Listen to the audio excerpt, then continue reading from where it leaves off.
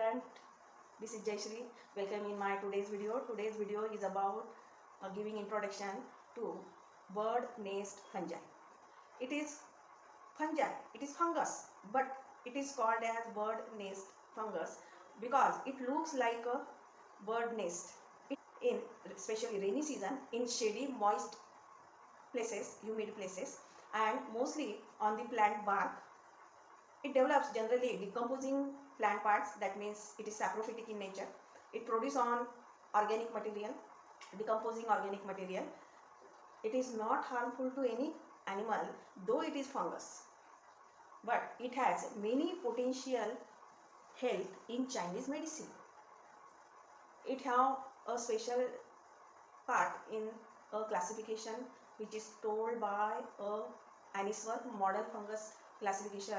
It is belong to a Basidiomycotina, that means it produces basidiospore. It is a reproductive spore, minute spore, unicellular spore, which ready to develop into a new fungus part. So let's see another characters, classification and characters of the bird nest fungi, especially for Nidularia.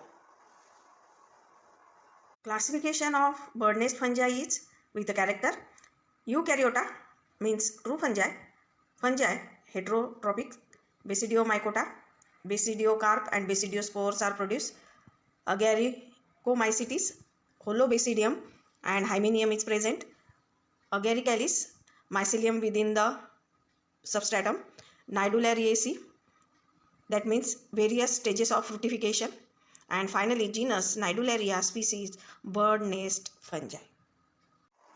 In mycology classification, order Agaricalis is included under Basidiomycetes and its family Nidulariaceae, commonly identified as a puffball fungus or a bird nest fungus because its fruiting body resembles tiny eggs filled bird nest.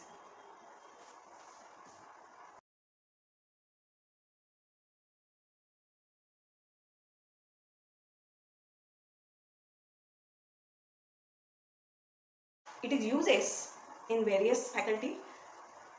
It is a good source of amino acid. It is antiviral and anti-inflammatory. It increases immunity. And last one, uses in skin problem and respiratory problem. So thank you very much and bye bye. Meet you again.